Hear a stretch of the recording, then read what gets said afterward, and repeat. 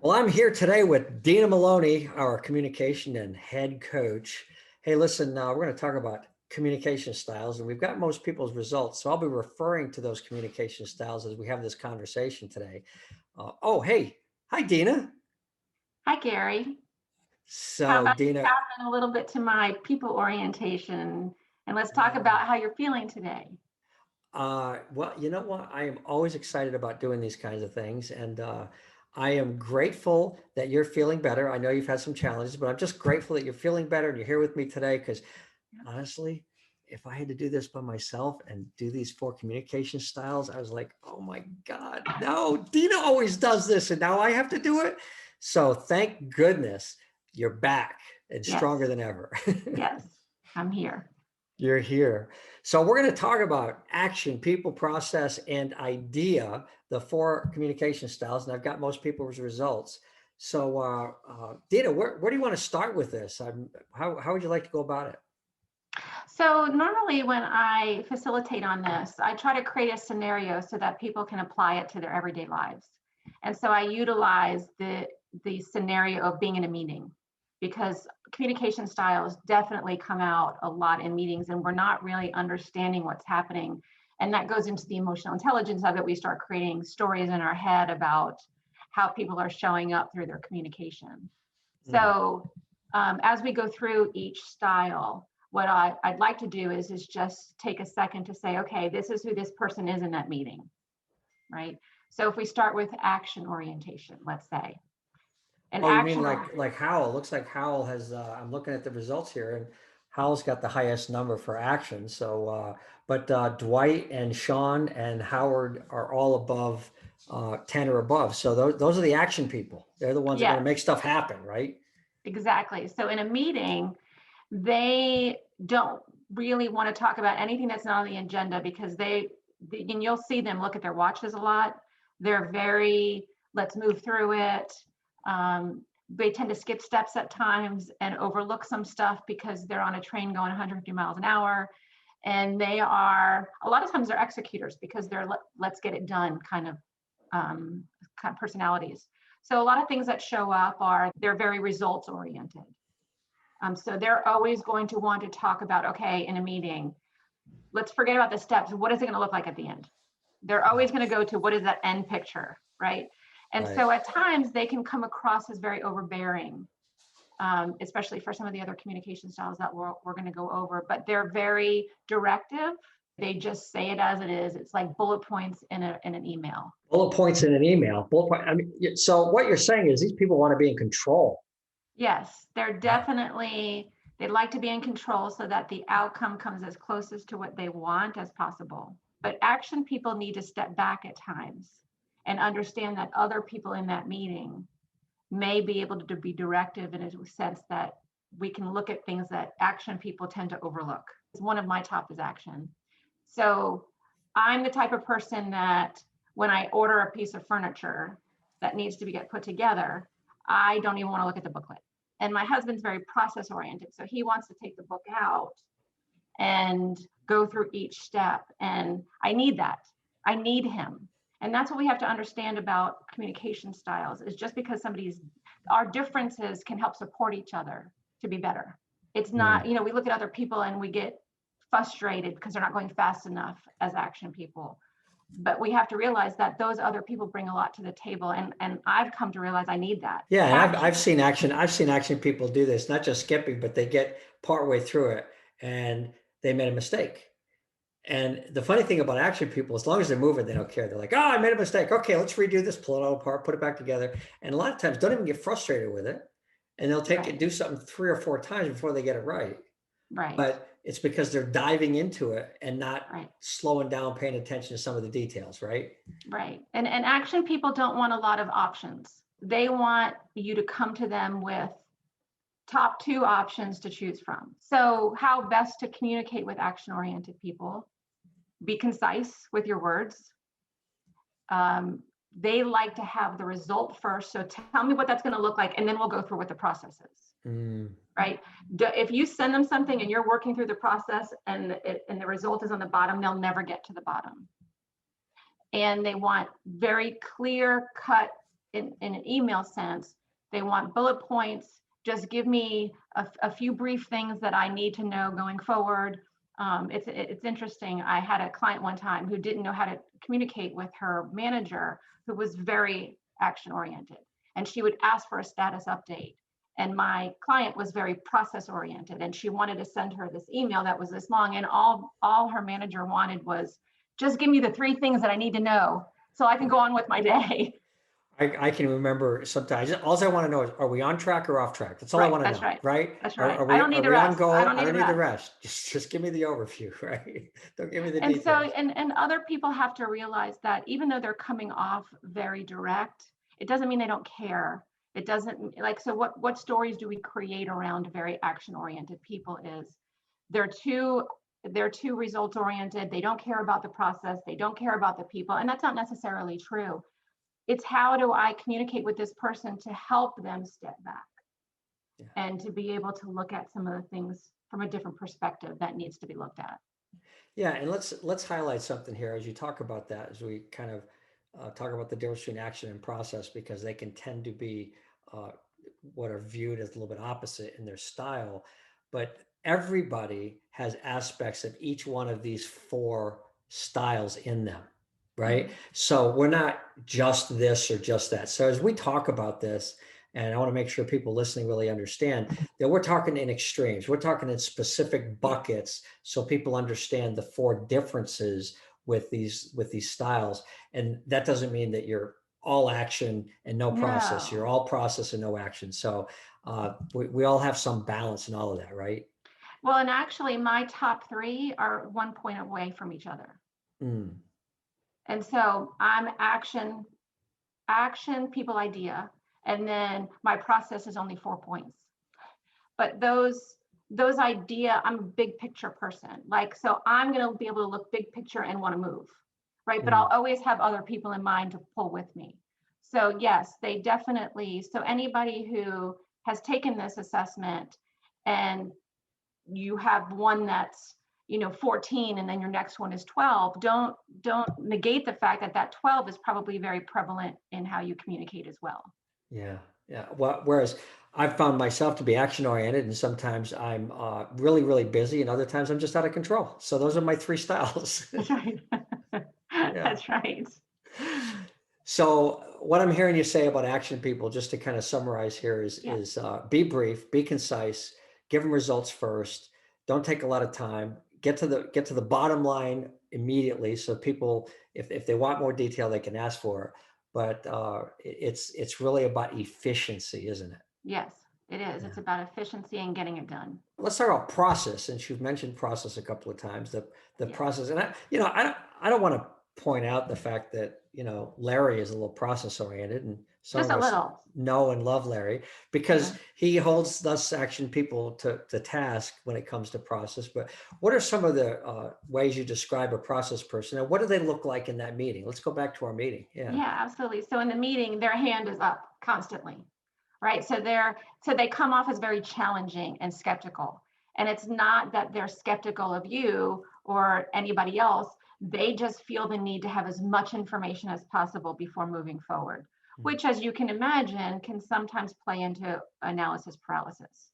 Mhm. But as we were talking about, they like organization, they like structure, they love an agenda. Like, so an action person is going to be like, yeah, whatever, let's just move on. Where that process person in that meeting is going to want to follow the agenda and make sure that every point is covered before they leave that meeting, Yeah. which is necessary, like I said. So it's good for that person in that meeting to say, wait a second, we skipped this, and this is really important. But what a process person needs to understand is, when is too much too much? So, at times, can I move forward with just this amount of information? Again, just like action people, process people can come across as very unfeeling, because they're so tied to the process. And at times, let's say people oriented communicators feel that a process person isn't considering how that process impacts people. Yeah, so Howard and Sean are our highest. Actually, Tim Clancy's a 14. He's actually got a high people part, but he's also a 14 process. So that's pretty high. When I put my process hat on, I'm going to start asking a lot of questions because I want to know, well, how are we going to do this and what's going to happen when we do that, and look at all these options. Now, I'm just going to really dig into. And when you talk about the meeting, it's not just about we're here to solve a problem. There's the objective. What's the agenda? What's the process we're going to follow to get there to solve that? Where the action person is sitting there going, hey, listen, let me tell you what some of the solutions are. We got to do Yes, this, that's we got to do right. this, we got to do this, and That's right. time out. We got to talk this through in a process that lets me understand what's all the information, what options might we consider, and so on, right? Or in contrast to the action people, like in an email, process people want to give you all of the steps and then the result at the bottom. Hmm. They like to build up to prove, almost like to put their case together, right? This is the process that I went through to come to this final thing. And so how do these two communication styles adapt to each other, right? It's, if I'm a manager and I'm action oriented, I need to lean into that person and allow them to give me some of their process. I just need to be able to say to that person, give me your process, but be as precise and concise as possible Yeah, in be a that. little bit brief, right? So this goes back to what a lot of people have seen with a business plan or a marketing plan. You have an executive summary, and then you have all the detail. So an action person reads the A executive summary. summary, and then they jump around in the report to find the information that they want, and they move on. The Yes. process person often won't even read the summary. They'll start looking at all of the detail, and then they will go back to the executive summary. Go, oh, this summary makes sense to me now.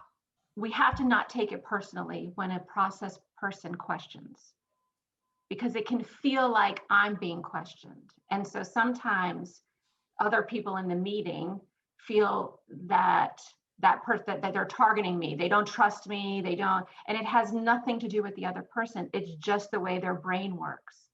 And that person can add a lot to the team dynamic as well. And rather than say, I'm going to internalize it, say, how can we best leverage that person's structure and organization? And as an action person, tap into that person and say, hey, can we partner on this? If I feel like you're going down this rabbit hole, I'm going to stop you. And if you feel like I'm going too fast, stop me. Yeah, and And it's really respecting those differences, right? Because I have to say that there's times as being a more action than process oriented, when a process person starts asking me a bunch of questions, part of the problem for me in my ego is I don't have those answers. right, So when I don't have the answers, I feel like that's a personal affront. And really the problem is the fact that I don't have the answers. right, right. And that might significantly impact the decisions we're making. And that's the power of a process person. Yes, They absolutely. make us do our due diligence, right? Yep, So that's the absolutely. strength. That's a great way to summarize. So let's jump into, this is my favorite, the people people. The people Yes, people are my favorite. Why? Because they're yes, people, right? yes. Talk to me in this meeting. What are people doing in the meeting? So Actually, they, what are they doing before the meeting starts? Yeah. well, they're probably stopping in the break room to get a cup of coffee and to gab a little bit with somebody who's there. And then they put with a smile on their face because their tank has been filled a little bit, right? Because they've made some stops along the way to the meeting. And they come in and they're very like, so how was your weekend? And and the action people are like, whoa, wait, we only have an hour. And they start looking at their watch, and the process person is like, wait, this isn't on the agenda. Uh, That's but right. but Yeah. people oriented communicators need that. Their tank needs, and it doesn't need to take a lot.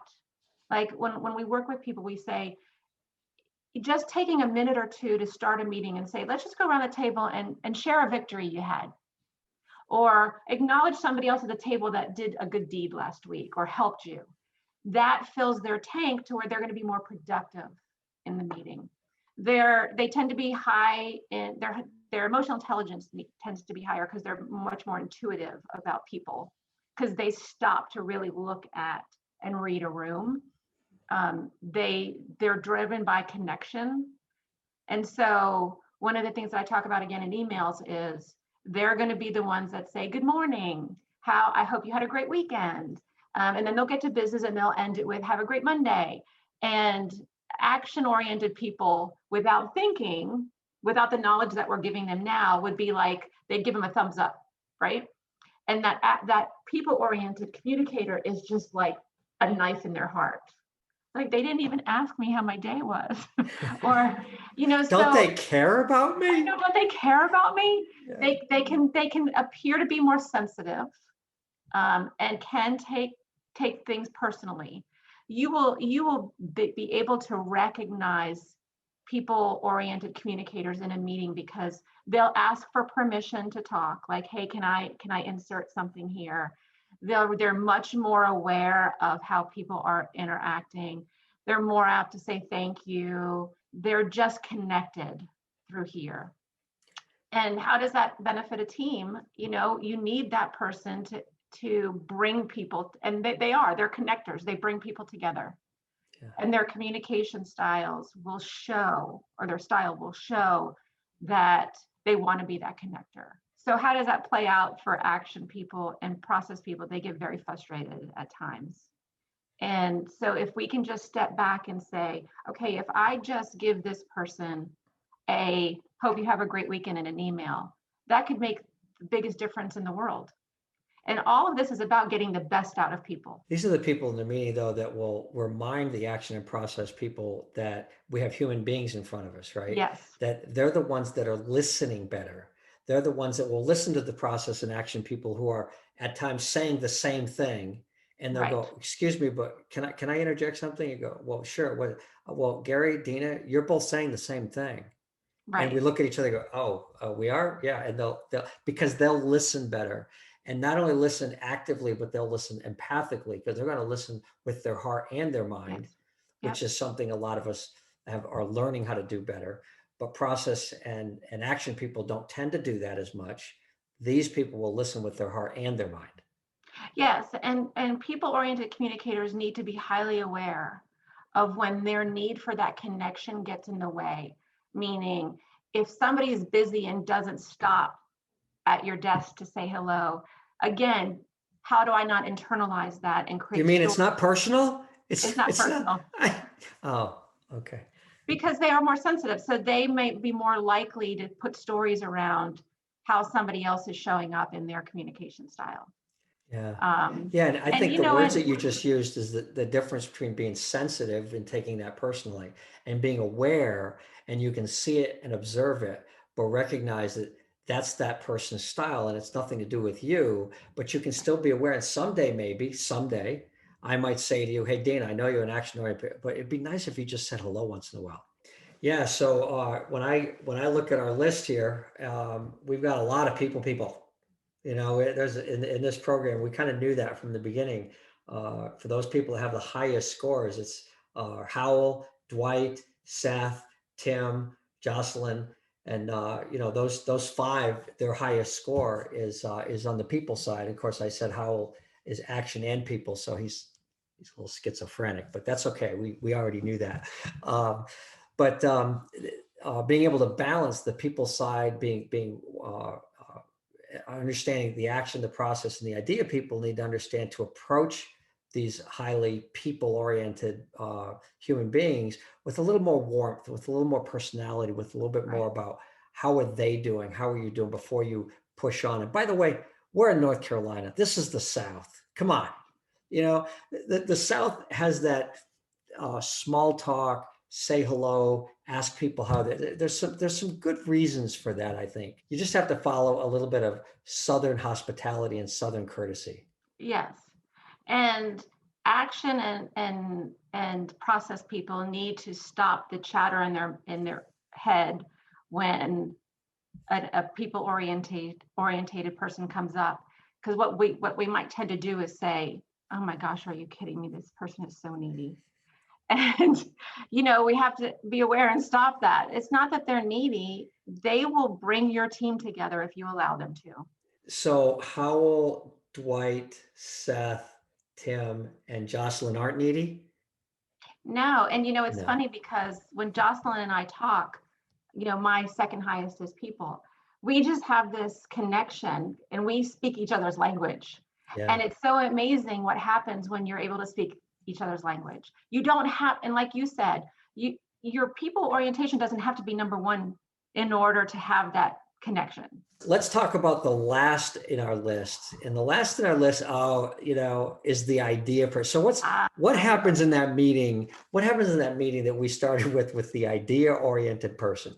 So the idea-oriented person is going to sit back, and all of a sudden, out of nowhere, I've got an idea. Wait a minute. I got this. I got this. Dina, Oh my God. Dina. And they're very, no, let me, never mind. Yeah. And they're very futuristic in the way they think, and they can see the forest through the trees. So they've got great ideas, but you've got the process-oriented people saying, "Oh, wait, I can't even wrap my head around that." Like, that's so, it lacks so much structure, and it's so conceptual in that sense. And you know what else idea people get? They get bored. They get bored with the same routine. This is the fourth communication style in a row that we've talked about. God, wait a minute. Can we brainstorm some ideas for idea people? They're brainstormers. Oh my God. And they're storytellers. They love analogies. Again, this is my third highest. And so I'm a big picture person. So I love to get around people that have ideas. And the thing is, in that meeting, if you don't tap into that person, you're only defeating yourself, because they can see what process people can't. Yeah. So how do we work together? Help cultivate these great ideas, partner them up with other process people and say, okay, we have this idea. How are we going to put process around it? What you shouldn't do with idea orientation is try to pull them into the process. They will give you these ideas. And I say this to my husband all the time: stop trying to pull me into the plan. Like, I put the idea out there, you take it and run with it, and I trust you. just put it together, Tom. Put it together, yes. Right? Yeah. Yes. So we actually, this doesn't happen very often, but we actually have an idea. No, Neil is an idea, not a surprise to me, as we've learned a little bit about Neil in the boot camp. But a 10 or above, also with Sean, Howell, and Howard, they're all a 10 or above, but Neil is a 12 on the idea side. So when we're problem solving, we want a bunch of ideas on what options we might have. We need to tap into those guys, right? Absolutely. And idea is the least common style that, how am I going to say this, that's top for people's tops. Yeah, especially in business, right? Yes. And in construction, where it's being creative is not exactly a talent that most people are looking for in roofing. Idea people love what is possible. So they come off as, yeah, wouldn't it be great if it could be like this or like this? And, you've got the process people that are skeptical, and they're like, I don't know if that's going to work. And right. You've got action people who are like, that's fine, as long as, let's just get it done. Let's do it. Let's try that. Let's try that right now. Right. Yeah. But idea people want others to value their ideas. Right. So we have to stop and again accommodate and say, hey, that sounds great. Let's talk about how that might work. Yeah. Idea people don't like to get in the weeds. And we can use Keith Gregory as an example. So love Keith to death. His tops are idea and people. And so when he sends you an email, anybody who's ever worked with Keith Gregory, he writes like this much, and it's like a story. And I love reading the things that he says, because they're in his heart, and he's got this big idea mind. And that's how it shows up. This is a two-edged sword. Is idea people can be impulsive decision makers. Yes. Oh, let's go do this idea. And you're like, well, the process people go, I've got a few questions. Yes. Right. And always a good thing, right? So yeah, because they're just enamored with the idea of what could be. Yeah. Yeah. So, and they're in the future, right? They're not in the now, they're in the future. They're looking at what's next. Very optimistic, yes. Intuitive creatures, idea people. Yeah. And so how are they perceived by others? A little flighty, maybe. Like, yeah, like where's the substance there? A lot of people can't really grasp and dig into the value of it at times. And without idea-oriented people, we'd be stagnant, right? Yeah. Because we would just continue in the same process. We need these strategic thinking idea people to like mix the pot up. And so when you know somebody's like that, bring them in the problem solving, as you said, because they'll throw 20 ideas out at you. Now, remember, if I'm an action person, I'm going to be like 20 ideas. Oh my gosh, just give me your top two. Let's talk about your top two first. And not only that, but I can remember years ago, I worked for an entrepreneur when I worked in a technology company, and he was definitely the idea guy. In fact, it was a husband and wife that owned the company. It was about a $25 million company, and the wife was the president. She was the one that really took care of the operational side of the business. He was the idea guy. The problem was he'd come up with an idea. He would tell his staff, we'd all be sitting there. I was in charge of sales. We had an operations technologist and all that. And he would tell the staff, and we'd all go, that's a great idea. It's good. Let's do it. And he'd walk out of the room. And like 2 days later, he'd be like, is it implemented yet? You're like, implemented? That's going to take like 6 months to do that idea, right? And when they come up with an idea, sometimes they think when the idea is crafted, it is completed. Yes. Right. And having a plan, like from a process person, action person, knowing what's going to happen, who's going to do it, and by when, having that plan in place is really important for idea people because they don't tend to get down to that level of detail. And so when you get an email from an idea person at times, it's just a free flow of thoughts. And so for process people, it's like, I don't even know there's no data in there. There's no statistics. There's no examples. I don't know what to do with this. And, people-oriented communicators can tend to gravitate a little bit towards idea people because of that positivity and that nature of what can we be together as a team. So it doesn't impact people-oriented communicators as much, but those action-oriented get these narratives, and it's like, I don't even know what to pull out of this. So let's go back to the meeting and summarize here. I'm sitting in a meeting, and I've got an action person, a process person, a people person, and an idea person, and we've got an objective to solve a problem.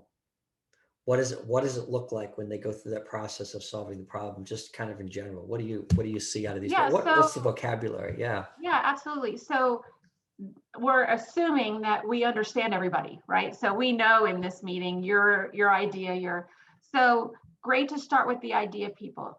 Like, so this is the problem. Let's bring the idea people in. Like, what do you see? What do you, how do you envision this moving forward? What are some options that you see? Then the process people, it's like, okay, so we're really gravitating towards this.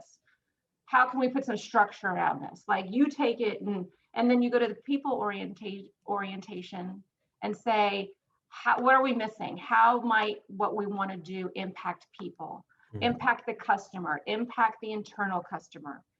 So they're going to look at it from that bird's eye view. So being able to bring all those perspectives in that conversation and that problem solving is really key. And it really, again, we talk about efficiency and effectiveness.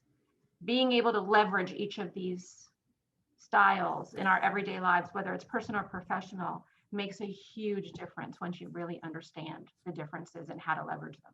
Well, Dina, I think that's great. I think we've explained the 4 styles. We've got some people that we've talked about. Understanding people's communication styles is insight into the way they think. Yes. And the communication is simply an indicator of what's going on up here. Yeah. And just like what we learned in the Myers-Briggs with all of these letters, we're a combination of all of these. Nobody has a 0 in any of these styles. Right. So depending on the situation we're in, we can all morph to a version of people, process, action, or idea. Well, and in this program, the core of this program is helping people to be the best versions of themselves, and learning how leadership is a responsibility. And so as a leader, we have a responsibility to understand our communication style and how it impacts others, and then giving people what they need in terms of communication.